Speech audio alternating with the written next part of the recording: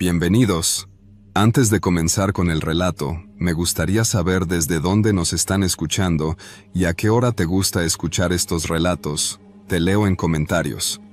Sin más que decir, comencemos. Siempre me han fascinado las cuevas.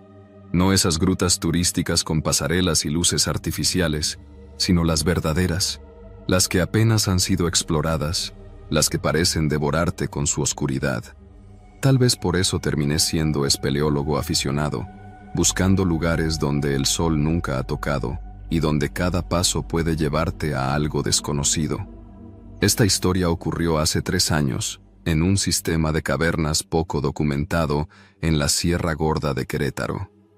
Mi grupo y yo, Jorge, Fabián, Mario y yo, decidimos explorar una cueva que, según unos lugareños, se extendía más allá de lo que nadie había podido recorrer. No tenía nombre oficial, solo le decían el Ojo del Diablo por la forma de su entrada. Un agujero irregular en la roca caliza que parecía un párpado entrecerrado. Nos preparamos bien. Cuerdas, cascos, linternas de cabeza, baterías extra, provisiones y mapas topográficos. Pero por más que planifiques, hay cosas que simplemente no puedes prever. Y hay cosas que nunca debimos haber encontrado. Entramos temprano, cuando el sol apenas tocaba la entrada de la cueva. Al principio, todo fue como esperábamos. Túneles amplios, formaciones de estalactitas y un suelo cubierto de guano por los murciélagos. Íbamos marcando el camino con cintas fluorescentes y anotando referencias en un cuaderno. Tras una hora de exploración, encontramos una grieta que descendía en ángulo. Fabián, que siempre era el primero en lanzarse a lo desconocido, se aseguró de que fuera seguro y comenzamos a bajar con cuerdas y mosquetones. Abajo, la atmósfera cambió. El aire era más frío, más denso, y el silencio era diferente. No había murciélagos ni insectos, solo nuestros propios sonidos, amplificados por la piedra. Seguimos adelante por un pasadizo estrecho que nos obligó a arrastrarnos. Cuando emergimos al otro lado, vimos algo impresionante. Una caverna enorme, con columnas de roca que parecían sostener el techo. Era como estar dentro de la catedral de la tierra. Mario, emocionado, sacó su linterna más potente y la dirigió hacia el fondo de la sala. Fue ahí cuando todo comenzó a salir mal. Mientras explorábamos, Jorge sacó una linterna de repuesto de su mochila. Apenas la encendió, su pie resbaló y la linterna salió disparada. La vimos rebotar en las rocas antes de desaparecer en una grieta. «Mierda», murmuró Jorge. Nos acercamos a la abertura con cautela. No era una grieta pequeña, sino una fisura ancha en el suelo que descendía en ángulos irregulares. Un abismo que tragaba la luz. Encendimos nuestras linternas y apuntamos hacia abajo. La linterna caída seguía encendida, iluminando un poco las profundidades, pero algo bloqueaba parte de su luz. Algo que no debía estar ahí. Nos quedamos en silencio. Al principio, mi cerebro intentó buscar una explicación lógica. Tal vez era una formación rocosa extraña. Tal vez el ángulo de la luz creaba sombras inusuales. Pero no. Eso tenía forma. No era una roca. Ninguno de nosotros habló. Solo seguíamos alumbrando la grieta, tratando de entender qué estábamos viendo. Era algo grande, no enorme, pero del tamaño de un hombre. Y no estaba inmóvil. Se movía lentamente, con un ritmo irregular, como si estuviera acomodándose entre las rocas. La linterna caída iluminó lo suficiente para que viéramos más detalles. Piel seca, algo que parecía un brazo, pero más largo de lo normal. Dedos que terminaban en... no sé cómo describirlo, pero no eran uñas. Eran más como garras gastadas. Y luego, algo peor. Se movió un poco más y pudimos ver parte de su rostro. No era un cráneo humano, pero tampoco animal. Sus facciones eran angulosas, desproporcionadas. La piel parecía estirada sobre huesos que no tenían la forma correcta. Ojos hundidos, y lo peor, se estaba girando. Nos vamos, ahora. Fabián fue el primero en reaccionar. Nadie discutió, pero en nuestro apuro, cometimos un error. Mario, el último en retroceder, tropezó y cayó de rodillas. Su linterna rebotó y apuntó directo a la grieta, iluminando de lleno la figura. Fue un instante, pero suficiente. Lo vimos moverse, no como antes, no lento, rápido, con una velocidad imposible para algo que parecía tan viejo. Subió unos centímetros por la grieta, como si tuviera la intención de salir. Ese fue el momento en que el pánico nos golpeó. Corrimos. No importaba si tropezábamos, si nos raspábamos contra las rocas, solo queríamos alejarnos. Llegamos al pasadizo estrecho y nos arrastramos por él como animales asustados. Nadie miró atrás. Cuando emergimos en la caverna superior, Jorge sacó un bote de pintura en aerosol y tachó todas nuestras marcas en la pared. «Nadie más tiene que entrar ahí», dijo, con la voz temblorosa. Salimos de la cueva en un tiempo récord. Afuera, el sol ya estaba descendiendo. Nunca me había sentido tan aliviado de ver la luz del día. Nos quedamos en silencio durante un rato, tratando de asimilar lo que había pasado. «No», Fabián rompió el silencio. «No podemos hablar de esto». Nadie discutió. Recogimos nuestras cosas y nos fuimos. No hicimos un reporte de la cueva. No la marcamos en nuestros registros. Simplemente la borramos de nuestras vidas.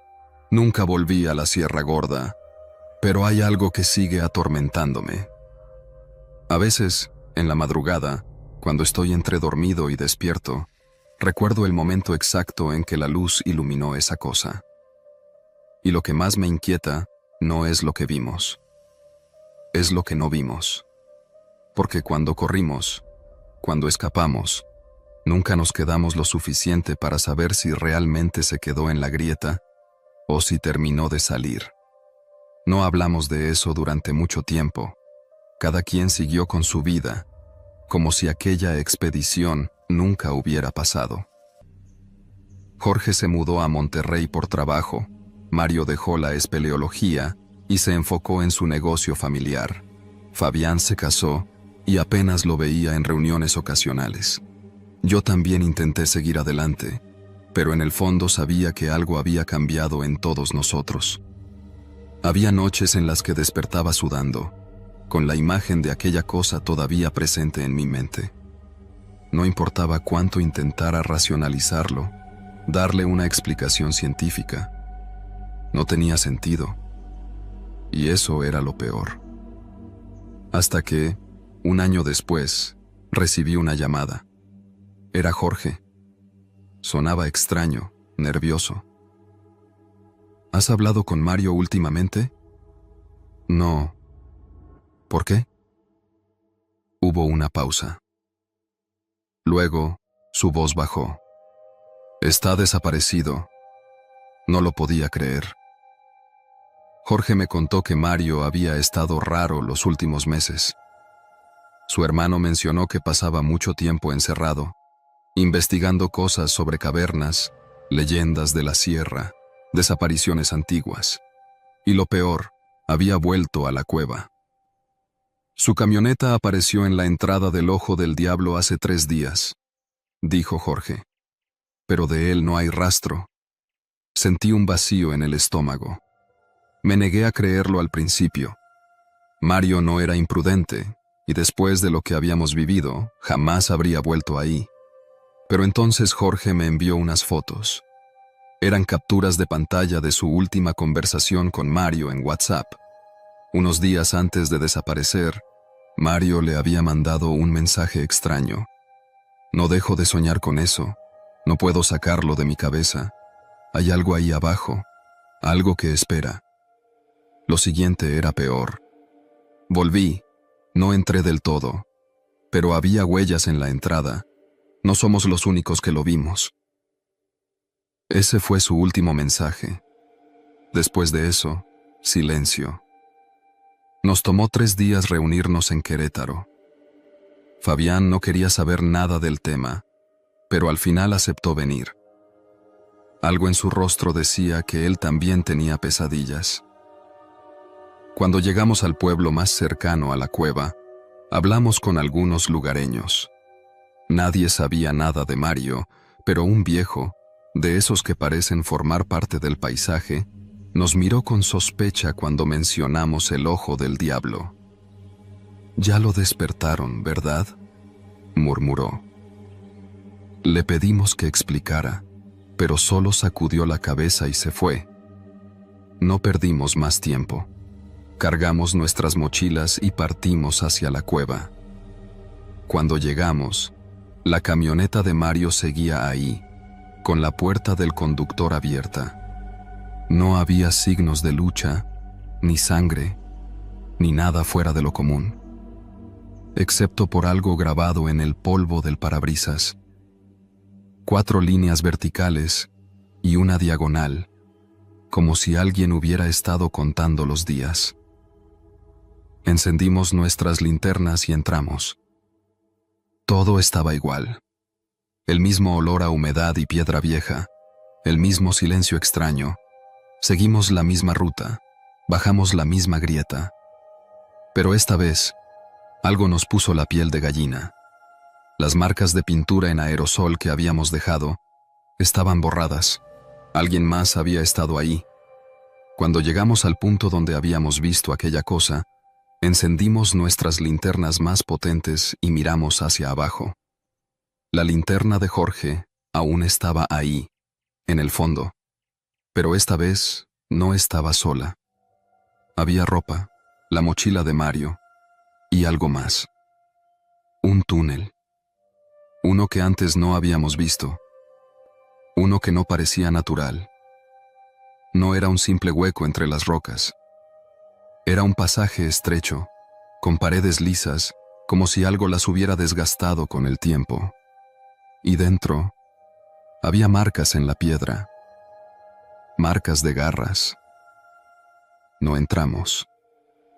No teníamos cuerdas suficientes, ni la maldita intención de seguir más profundo. Pero antes de irnos, Fabián notó algo más. Sobre una roca, cerca del borde de la grieta, había algo escrito con pintura negra. Era la letra de Mario. 3 palabras. No está solo. No lo encontramos. Ni vivo, ni muerto. Nunca más volvimos a esa cueva. Y nunca hablamos de esto con nadie. Pero hasta el día de hoy, cuando pienso en Mario, cuando pienso en aquella cosa que vimos moverse en la oscuridad, hay algo que me persigue más que su imagen. Es la idea de que, en algún lugar, tal vez en lo más profundo de la tierra, todavía está ahí, esperando.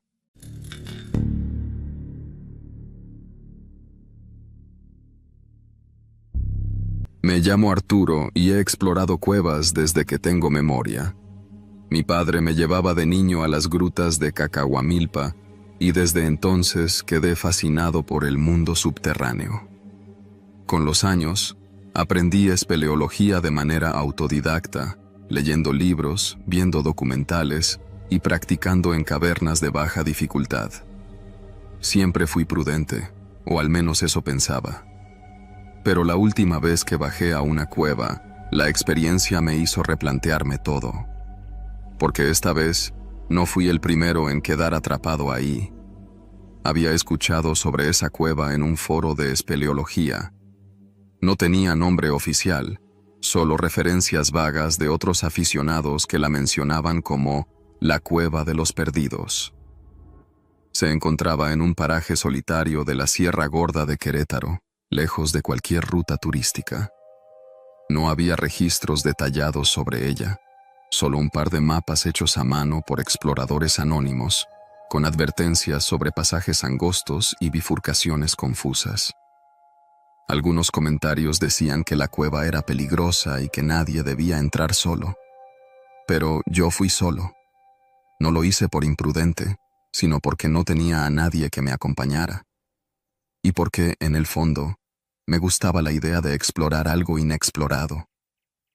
Salí temprano, con todo mi equipo. Casco con linterna, cuerdas, un GPS de montaña, provisiones y una batería extra para mi lámpara. Llegué a la boca de la cueva cerca del mediodía. El acceso era angosto, rodeado de rocas húmedas y cubierto parcialmente por maleza. Me aseguré de marcar el camino con cinta fluorescente antes de entrar. Siempre lo hacía, para evitar perderme. Al cruzar la entrada, la temperatura descendió de inmediato. El aire era denso y húmedo, con un olor a tierra mojada y piedra antigua. Los primeros metros fueron sencillos, un túnel natural de paredes rugosas que descendía suavemente. Pero unos 30 metros adentro, el camino se dividía en varias direcciones. Revisé mi mapa y decidí tomar la ruta que descendía más. Quería ver hasta dónde llegaba la cueva. Avancé por un túnel cada vez más angosto. Después de unos 20 minutos, llegué a un punto donde la única forma de continuar era atravesar un pasadizo tan estrecho que apenas cabía mi cuerpo. Me tumbé boca abajo y empecé a arrastrarme. La roca estaba fría y áspera. Mis brazos se esforzaban en empujarme hacia adelante, mientras mis piernas apenas podían moverse en ese espacio reducido.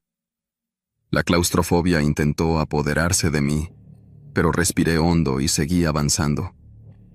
No era la primera vez que cruzaba un pasaje así, pero entonces algo extraño sucedió. Mientras me deslizaba, mi casco golpeó con algo sólido en el suelo del pasadizo. Era un objeto. Extendí la mano y lo toqué. Era un zapato. Alumbré con mi linterna y vi que no era un zapato cualquiera. Estaba cubierto de polvo y lodo seco, desgastado por el tiempo, y aún tenía un pie dentro. El shock me paralizó. Mi respiración se volvió errática, y por un momento sentí que el túnel se encogía a mi alrededor. Lentamente, moví la linterna hacia adelante. El pasaje seguía unos metros más antes de abrirse en una cavidad más grande, y justo ahí, atrapado entre la roca, había un cadáver. Era el cuerpo de un hombre, encajado de una forma imposible. Su torso estaba girado en un ángulo antinatural, como si hubiera intentado retroceder pero algo lo hubiera detenido. El cráneo estaba inclinado hacia atrás, y aunque la piel se había momificado con el tiempo, aún se distinguía la expresión en su rostro. Era una expresión de terror. Intenté retroceder, pero estaba atrapado. Mi pecho rozaba la roca de arriba y mi mochila se atoró en una protuberancia. El pánico golpeó de lleno. Quería salir, pero cada movimiento que hacía parecía empeorar mi situación. Cerré los ojos y respiré profundo. Me obligué a calmarme. Piensa, mantén la cabeza fría. Poco a poco, con movimientos calculados, deslicé mi brazo hacia atrás y solté los broches de mi mochila. No podía darme la vuelta, pero si lograba empujarla lejos de la roca, tal vez podría moverme. Con un esfuerzo desesperado, giré mi cadera unos centímetros, suficiente para liberar una pierna y apoyar el pie en la pared. Empujé con todas mis fuerzas y me moví. Poco a poco, avancé de regreso, hasta que finalmente salí del pasadizo y volví al túnel más ancho. Ahí me quedé, jadeando, con el cuerpo temblando. Miré de nuevo hacia el agujero. El cadáver seguía ahí. No había señales de otro equipo de espeleólogos. No había indicios de que alguien más lo hubiera encontrado. ¿Cuánto tiempo llevaba ahí abajo? Encendí mi segunda linterna y revisé el túnel. A pocos metros de donde estaba el cadáver, noté algo en la roca. Marcas. Unas eran simples arañazos, como si alguien hubiera intentado desesperadamente rascar la piedra. Otras eran palabras. No estoy solo. Mi piel se erizó. Un sonido rompió el silencio. Era un susurro. No lo escuché con los oídos. Lo sentí en la piel, en la vibración de la roca. Mi linterna titiló. No quise saber más. Tomé mi mochila, me di la vuelta y corrí de regreso a la salida de la cueva. No sé cómo logré encontrar la salida tan rápido. Quizás el miedo me dio claridad. Quizás tuve suerte. Salí al aire libre, jadeando como si hubiera estado a punto de ahogarme. El sol de la tarde me cegó por un momento. Me desplomé sobre la tierra y respiré hondo. Sabía que tenía que reportarlo, pero no podía hacerlo sin explicar por qué estaba ahí solo. Podrían culparme de algo. Esperé hasta la noche. Llamé de manera anónima a Protección Civil y di las coordenadas de la cueva. Al día siguiente, la noticia apareció en los periódicos locales. Encuentran restos humanos en cueva de la Sierra Gorda. Se presume que el fallecido era un espeleólogo desaparecido hace más de 20 años. Autoridades investigan. Nada mencionó las marcas en la pared. Nada mencionó el susurro. Traté de olvidarlo. Pero algunas noches, antes de dormir, siento que mi cama es una cueva, que las sábanas son roca presionando contra mi pecho, y que en la oscuridad, alguien más está susurrando mi nombre. Los días siguientes me sentí inquieto. Aunque la noticia sobre el cadáver en la cueva no tuvo mucha cobertura, la historia me persiguió. Investigué en foros de espeleología y noticias antiguas. No encontré ningún caso registrado de un espeleólogo desaparecido en la Sierra Gorda, lo cual me pareció extraño. Si alguien había entrado ahí hace más de 20 años y nunca salió, ¿por qué no había reportes? Tal vez nunca le dijeron a nadie que iría. Tal vez, como yo, también entró solo. Esa idea me golpeó con fuerza. Me imaginé a ese hombre, atrapado en el mismo pasaje donde casi muero. Me imaginé su desesperación, su soledad en la oscuridad, sin nadie que supiera dónde estaba. Y lo peor de todo, me imaginé que no había muerto solo. Una tarde, recibí un mensaje de un número desconocido. Sé lo que viste en la cueva. Se me heló la sangre. Respondí con un simple ¿quién eres? Tardó en contestar, pero finalmente llegó la respuesta. Alguien que también estuvo ahí. Llamé de inmediato, pero la llamada no entró. El número parecía estar desactivado. Intenté calmarme. Podía ser una broma, alguien que había leído la noticia y quería asustarme. Pero, ¿y si no lo era? Días después, alguien tocó a mi puerta. Era un hombre mayor, de unos 60 años, con el rostro marcado por el sol y la vida en el campo. ¿Usted es el muchacho que encontró la cueva?, preguntó sin rodeos. Asentí. Necesito hablar con usted. Lo hice pasar y nos sentamos en la sala. Su nombre era Rafael y había trabajado en la sierra durante décadas, cuidando ganado y explorando la zona. Hace muchos años, dijo, un hombre vino a este pueblo. Decía que buscaba una cueva. Le pregunté si sabía quién era. No lo sé. Solo recuerdo que era joven, extranjero tal vez. Lo vi un par de veces y luego desapareció.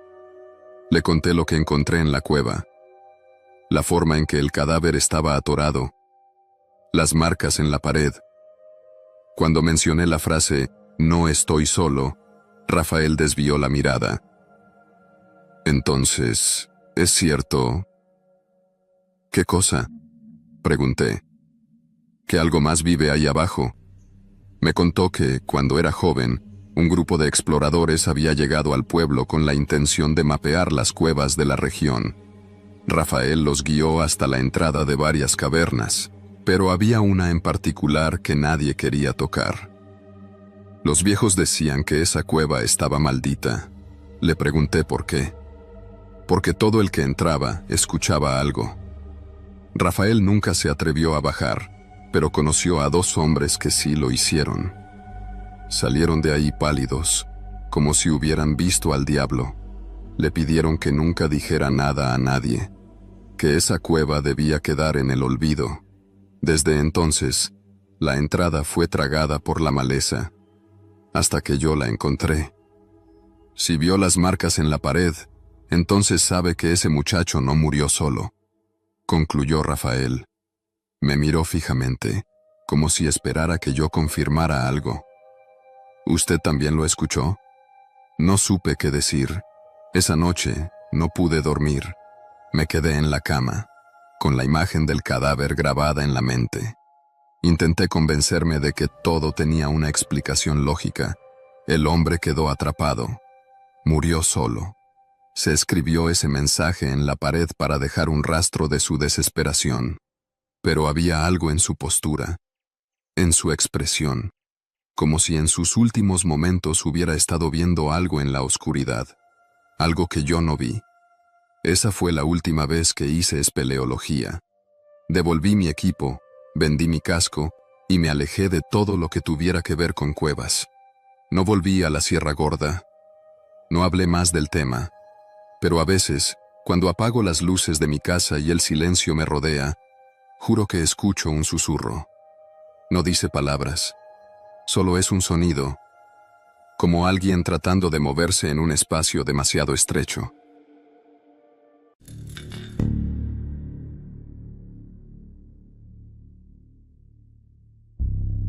Mi nombre es Héctor y soy guía de expediciones en la Sierra de Oaxaca. Desde hace más de 10 años llevo turistas a conocer las grutas de San Sebastián, un sistema de cuevas y túneles subterráneos que, aunque no son tan famosas como las de Cacahuamilpa o García, tienen su encanto. Son profundas, con formaciones de estalactitas que parecen colmillos de piedra y ríos subterráneos de agua cristalina. Las rutas oficiales están bien mapeadas, con senderos seguros y señalizados, pero no faltan los aventureros que quieren explorar más allá. Yo no soy de los que arriesgan a su grupo. Me sé cada camino como la palma de mi mano y nunca salgo de los límites marcados. Por eso, lo que ocurrió aquel día aún me persigue. Era finales de noviembre y llevaba un grupo pequeño de turistas, 5 en total. Manuel y Andrea, una pareja de Ciudad de México, entusiastas del senderismo. Silvia, una bióloga española que viajaba sola. Carlos, un fotógrafo que quería capturar las cavernas para su blog. Rodrigo, un joven de Monterrey, callado y serio, que se mantenía un poco apartado del grupo. Salimos temprano, y para mediodía ya estábamos dentro de la cueva. Todo iba según lo planeado. El primer tramo era sencillo. Un pasillo de roca con algunas bajadas resbalosas, pero nada complicado. Luego cruzamos una galería con columnas naturales, donde el eco de nuestras voces rebotaba como si la cueva hablara de vuelta. Después de 1 hora, llegamos a la bifurcación que llevaba a la ruta del río, un camino seguro que terminaba en una caverna iluminada por un pequeño agujero en el techo. Ahí descansaríamos antes de regresar. Pero algo estaba mal. El sendero no era el mismo. Donde debería estar el camino marcado con pintura fluorescente, ahora había una grieta en la pared de piedra. Un túnel estrecho que no recordaba. Me detuve en seco. «Eso no estaba aquí», murmuré. «¿Cómo que no?», preguntó Andrea. Manuel iluminó con su lámpara el túnel. La roca era lisa, sin signos de derrumbe reciente. No parecía una grieta nueva, sino un pasadizo que siempre había estado ahí. Pero no estaba. Tal vez tomamos mal la ruta, dijo Rodrigo, su primera frase en todo el viaje. Eso era imposible. No había margen de error. Revisé mi GPS. La señal era inestable, pero marcaba que estábamos donde debíamos estar. Entonces Carlos, el fotógrafo, apuntó con su linterna al suelo. ¿Y esas huellas? Había rastros de pisadas en el polvo de la cueva, adentrándose en el túnel. No eran nuestras, y parecían recientes. No me gustaba, pero tampoco podía ignorar el rastro. Si alguien había entrado, tal vez necesitaban ayuda. Escuchen, les dije al grupo. Esta ruta no está registrada. No sabemos a dónde lleva. Podemos volver o explorar un poco y ver si encontramos una salida segura. Hubo un silencio. Yo digo que entremos, dijo Silvia, la bióloga. No me gusta, pero no vine hasta acá para echarme para atrás, agregó Carlos. Al final, todos estuvieron de acuerdo. Así que avanzamos.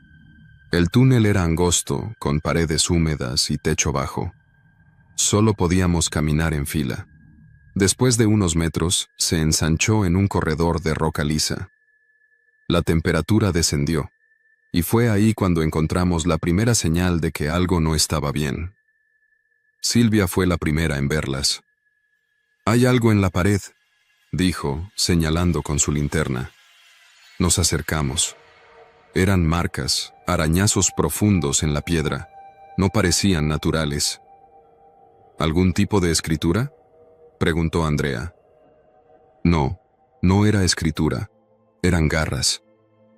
Silvia pasó los dedos por los surcos. Esto no es normal. Yo ya lo sabía. Y entonces Carlos gritó. Volteamos y lo vimos en el suelo, con su cámara a un lado. ¿Qué pasó?, pregunté. Carlos estaba pálido. Alguien me jaló. ¿Cómo?, preguntó Manuel. Juro que alguien me jaló la mochila. Nadie dijo nada, solo escuchamos. El silencio absoluto de la cueva. Pero entonces, algo más. Un sonido lejano, un susurro. No palabras, solo algo moviéndose en la oscuridad. Nos vamos. Ahora, dije, tomando la delantera. Retrocedimos rápido, pero el túnel parecía más largo. Entonces Rodrigo, el joven callado, se detuvo en seco. No estamos solos.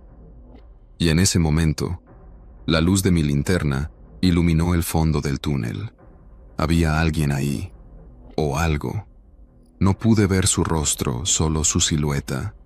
Alta, delgada, encorvada. Estaba inmóvil, como si esperara. Mi corazón latía con fuerza. «Corran», susurré.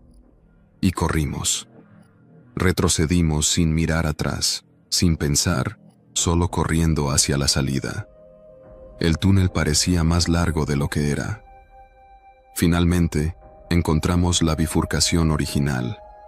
La entrada al túnel ya no estaba. Solo una pared de roca lisa, como si nunca hubiera existido. Nadie habló en el camino de vuelta. Al llegar a la salida de la cueva, Carlos revisó sus fotos. Casi todas eran normales, excepto una. La última foto que tomó antes de caer. Era el pasillo oscuro, y al fondo, apenas visible en la penumbra, una figura, observándonos. Nadie volvió a hablar del tema. Yo tampoco volví a esa cueva. Después de aquel día, dejé de guiar expediciones en las grutas de San Sebastián. No di explicaciones. Simplemente rechacé cualquier recorrido subterráneo y me concentré en senderos al aire libre. El dueño de la agencia donde trabajaba no preguntó mucho. Solo dijo que algunos guías hacían lo mismo después de años en el oficio. Las cuevas tienen ese efecto en la gente, comentó una vez, con una sonrisa que no me gustó. Pero no era solo la cueva lo que me inquietaba. Era lo que pasó después. Un mes después del incidente, Silvia me escribió. Me sorprendió, porque no había vuelto a saber de ninguno del grupo. Su mensaje era corto. ¿Has soñado con el túnel? Tardé en responder. No quería admitir que sí. Desde aquella expedición, algunas noches despertaba con la sensación de estar de vuelta en la cueva. En mi sueño, el túnel era más angosto, las paredes húmedas, y al fondo, siempre veía la silueta. Nunca se movía. Solo estaba ahí, observando. Respondí con cautela. A veces. ¿Tú? Me contestó de inmediato. ¿Siempre? Eso fue todo. No hablamos más. Pero no fue la única. Días después, Carlos subió una publicación a su blog. No mencionaba el incidente directamente, pero hablaba de una sensación de ser observado en espacios cerrados, de escuchar ruidos en la oscuridad cuando estaba solo. Y Rodrigo, el chico callado, me envió un mensaje más inquietante.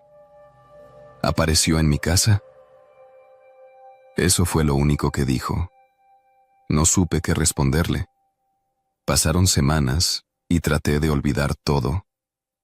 Hasta que una noche, en una borrachera con otros guías, mencioné la historia sin dar detalles.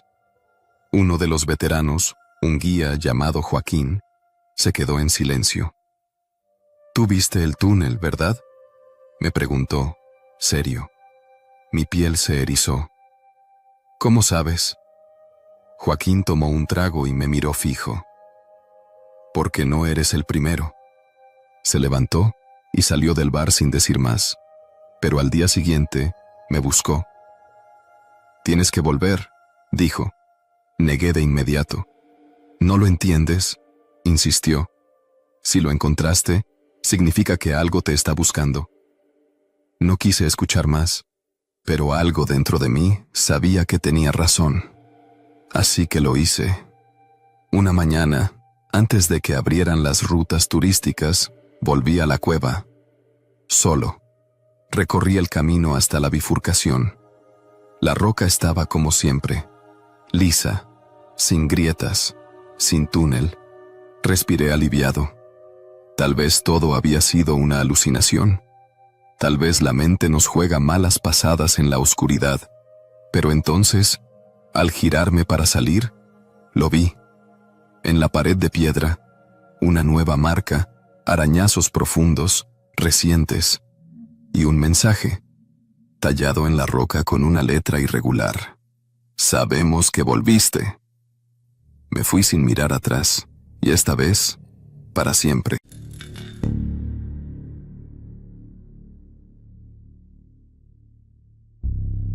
Me llamo Samuel Ortiz. Soy fotógrafo documental, especializado en capturar sitios arqueológicos en lugares remotos. He recorrido junglas, montañas y desiertos en busca de arte rupestre, esas huellas del pasado que han sobrevivido miles de años en la piedra. Pero nunca, en todos mis viajes, había sentido tanto miedo como aquella vez en la Sierra de Guerrero. Fue hace 2 años. Un colega arqueólogo, Víctor, me habló de una cueva poco explorada en esa región. Se decía que contenía pinturas rupestres de una cultura poco documentada, pero muy pocos habían entrado. Algunos locales afirmaban que la cueva era peligrosa, que no debía ser molestada. Había rumores, como siempre los hay en estos casos, de desapariciones y de personas que entraban y salían diferentes. No soy supersticioso. Si me guiara por leyendas, nunca hubiera fotografiado nada. Así que acepté la invitación de Víctor y un pequeño equipo de su instituto. La idea era simple: explorar la cueva, fotografiar las pinturas y documentar su estado. Pero las cosas no salieron como esperábamos. El acceso a la cueva estaba oculto entre maleza y rocas caídas. Llegamos al sitio temprano en la mañana, después de un camino difícil en camioneta y una caminata de casi 2 horas por el monte. Los lugareños que nos guiaban se detuvieron a unos 100 metros de la entrada.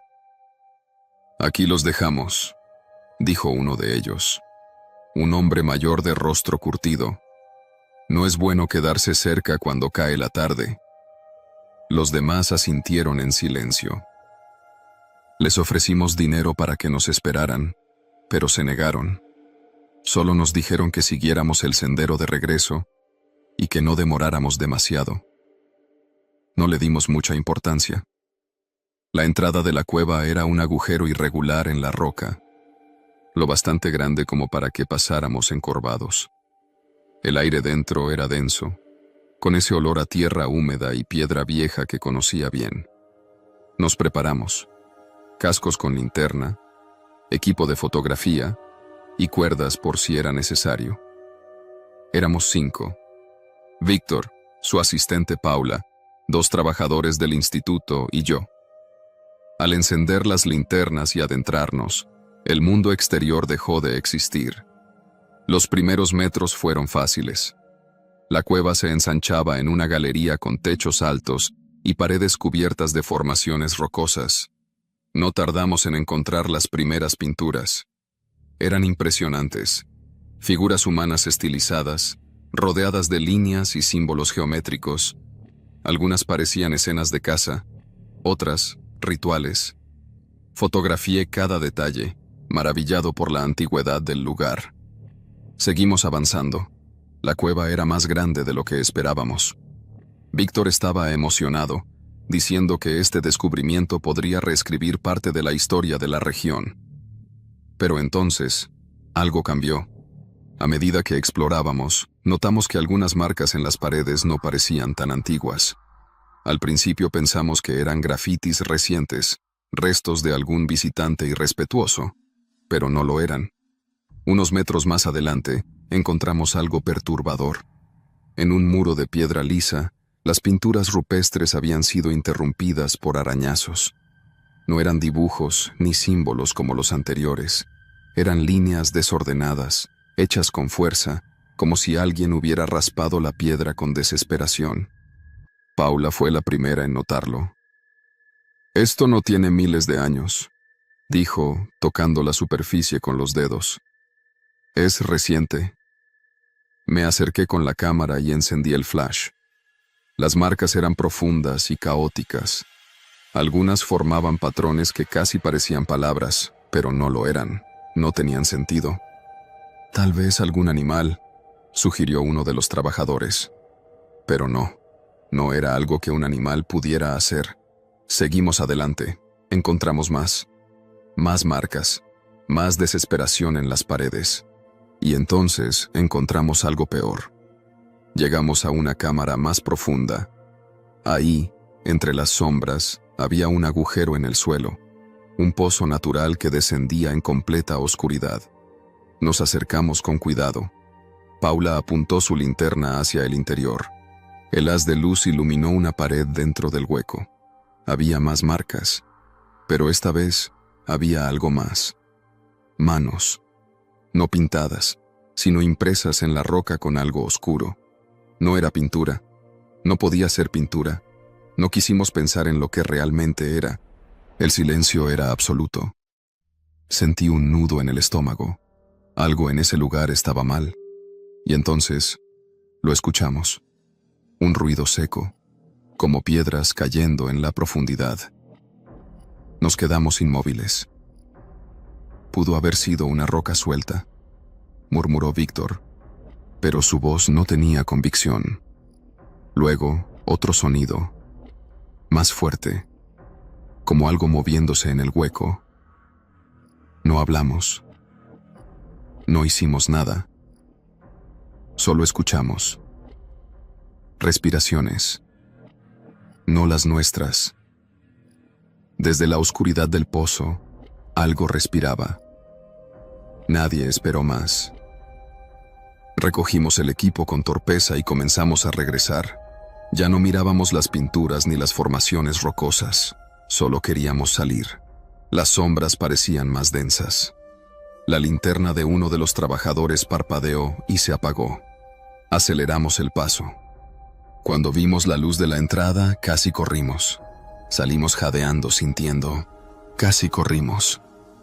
Salimos jadeando, sintiendo el aire fresco como un alivio. Nadie habló por un rato. Solo nos miramos, pálidos, tratando de comprender lo que había pasado. Nunca supe qué era lo que respiraba en la oscuridad. Nunca volvimos a esa cueva.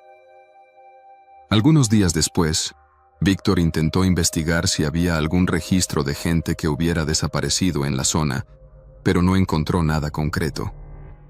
Yo revisé mis fotos.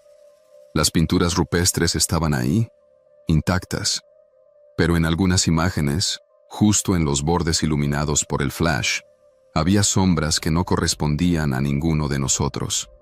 Sombras demasiado altas, demasiado delgadas. Desde entonces, evito las cuevas. Después de aquella expedición, me alejé un tiempo del trabajo de campo. Víctor y Paula también parecían haber perdido el entusiasmo por la investigación en cuevas. Aunque ninguno de nosotros lo dijo abiertamente, todos sabíamos que habíamos visto algo que no debía estar ahí. Las fotos que tomé quedaron archivadas. Víctor mencionó que intentaría reportar el hallazgo de las pinturas rupestres, pero nunca insistió mucho en el tema. No sé si por falta de interés o porque, al igual que yo, sentía que algo en esa cueva debía quedarse en el olvido. Pero olvidar no es fácil. Pasaron meses. Regresé a la ciudad y traté de seguir con mi vida, aceptando otros proyectos, enfocándome en fotografía urbana. Nada que implicara meterse en sitios oscuros y cerrados.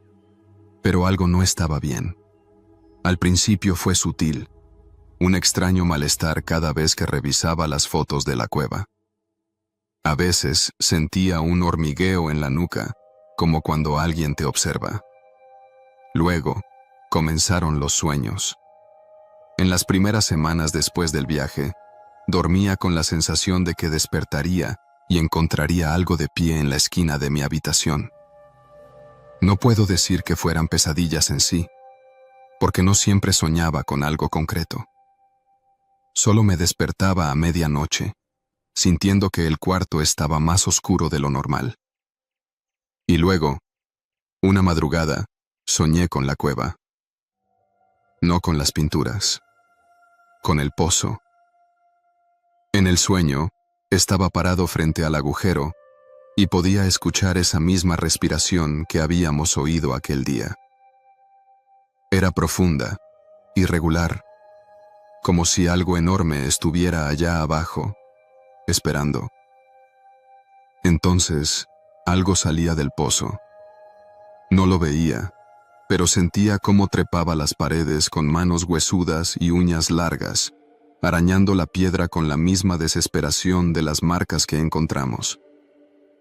Desperté agitado, con la garganta seca. No volví a dormir esa noche. A partir de ahí, los sueños se volvieron recurrentes. Cada vez que cerraba los ojos, volvía a la cueva. Y cada vez, lo que estaba en el pozo se acercaba más. Un mes después del viaje, una tarde mientras organizaba mis archivos, encontré algo que me dejó helado. Había decidido revisar las fotos de la cueva una última vez antes de borrarlas por completo. Quería convencerme de que todo había sido una sugestión, que la experiencia había sido incómoda, sí, pero nada sobrenatural. Pero entonces, noté algo en una de las imágenes. En una foto donde se veían las marcas recientes en la pared, vi algo que no había notado antes. Debajo de los arañazos, casi cubierto por el polvo, había un patrón más claro. Unas palabras. No estaban escritas con tinta ni con pintura rupestre. Parecía que habían sido grabadas con algo afilado, con la misma desesperación con la que fueron hechas las marcas. Acerqué la imagen. Ajusté el contraste. Era un mensaje. No estoy solo. Mi piel se erizó. No había visto eso cuando tomé la foto. Ninguno de nosotros lo había visto. Pero ahí estaba. Y lo peor es que no tenía idea de quién lo había escrito. Desde entonces, no he vuelto a entrar a una cueva. Ni siquiera he hablado mucho del tema. Cuando menciono aquel viaje, solo digo que fue un hallazgo interesante y que no pudimos seguir explorando por cuestiones de tiempo. Pero sé que no es verdad.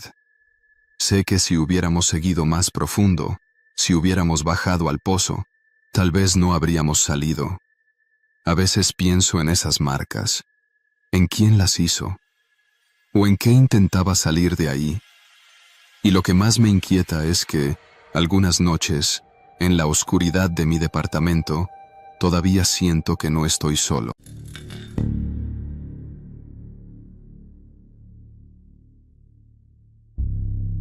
Me llamo Raúl Hernández y soy rescatista especializado en espeleología.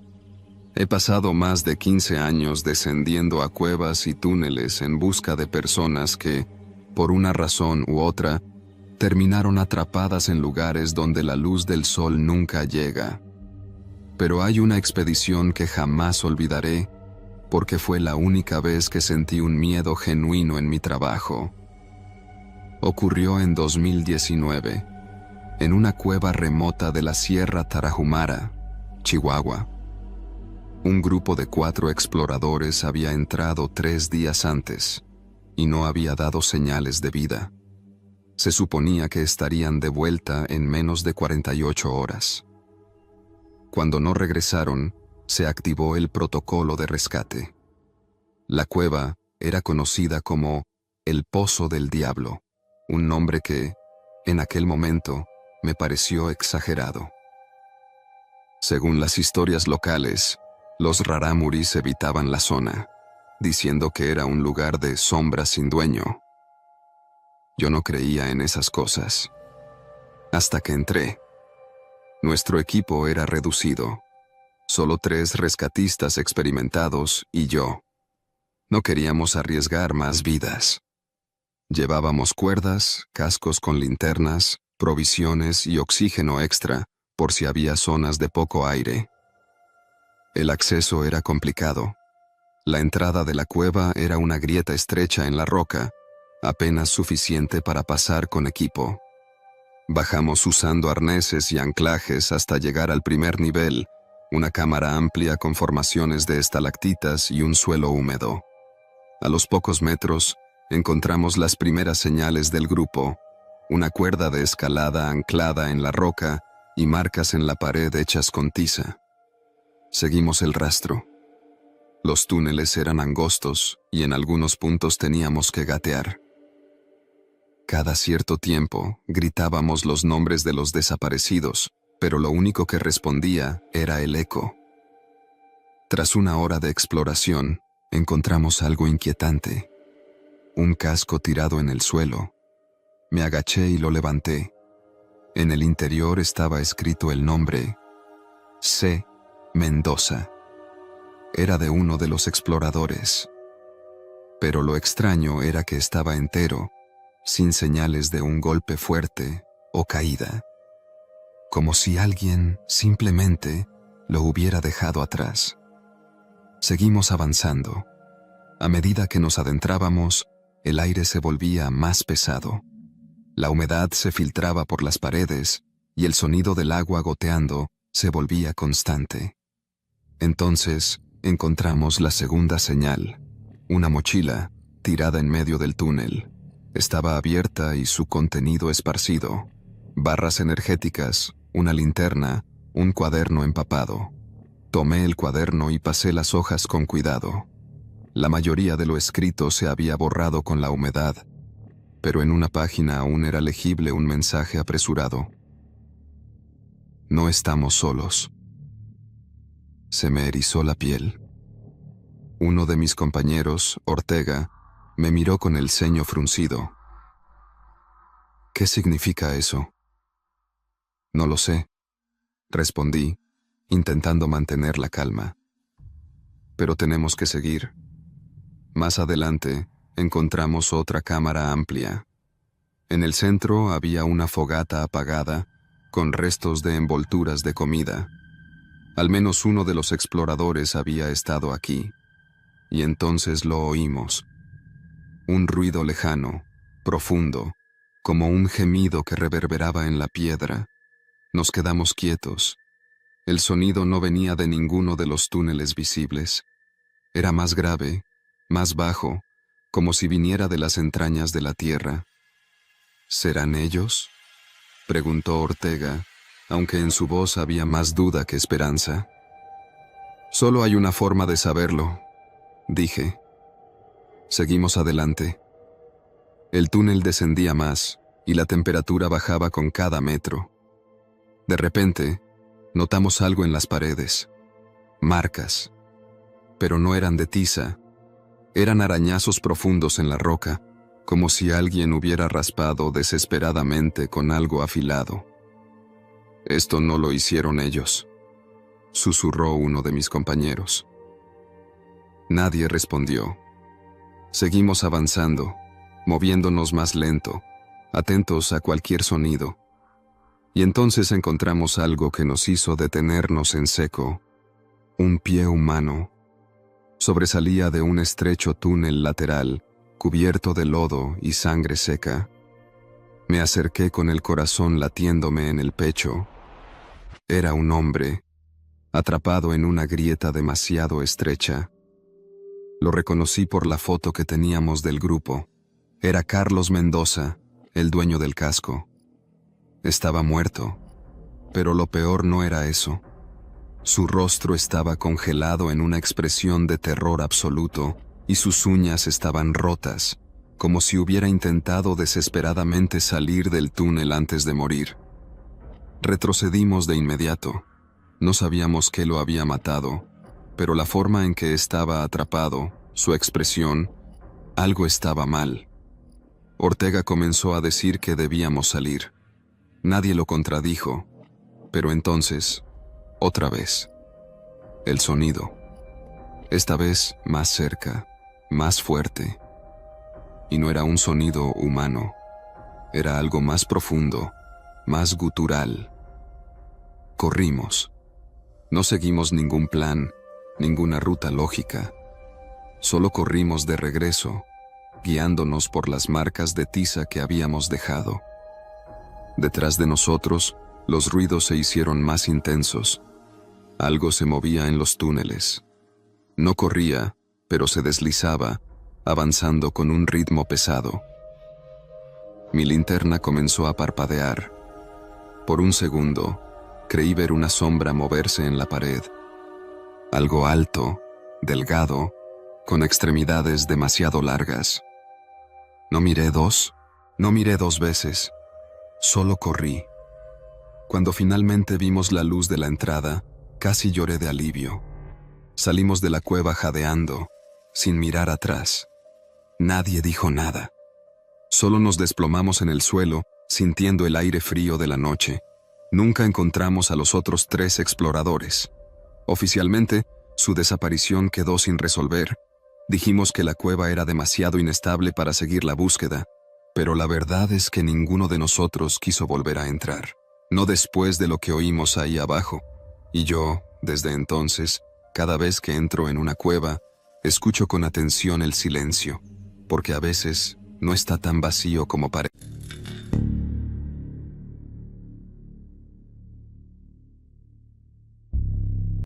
Me llamo Daniel Ortega y soy espeleólogo. Desde que tengo memoria siempre me han fascinado las cavernas, esos mundos ocultos bajo la tierra donde la luz nunca llega. He explorado sistemas subterráneos en varias partes de México, desde las cuevas de Cacahuamilpa hasta los cenotes más recónditos de la península. Siempre he sido meticuloso con mis expediciones, pero hay una cueva en particular de la que prefiero no hablar. Hasta hoy. Era noviembre cuando decidí explorar una caverna poco documentada en la Sierra Negra de Puebla. Había encontrado referencias a ella en un viejo informe de geólogos, pero apenas había datos precisos. Solo mencionaban su ubicación aproximada y una advertencia: inestabilidad en las galerías. Nada que me detuviera. Me preparé como siempre. Cuerda, casco, lámparas, baterías extra y equipo de emergencia. Avisé a un colega que estaría fuera por 2 días y me dirigí solo a la sierra. La boca de la cueva estaba oculta entre la maleza, al fondo de una cañada pedregosa. Apenas visible, parecía un agujero sin fondo. Coloqué mi linterna en el casco y me adentré con cautela. Los primeros metros fueron sencillos. El suelo era firme y la galería descendía suavemente, con estalactitas cubiertas de minerales, reflejando la luz de mi lámpara. Todo estaba en calma, solo el eco de mis pasos rompía el silencio. Tras media hora de descenso, llegué a una bifurcación. El pasaje de la izquierda parecía más estrecho, pero descendía más rápido. Decidí tomarlo. La humedad aumentaba conforme avanzaba. Las paredes estaban cubiertas de una capa resbaladiza de arcilla y el aire se volvía más denso.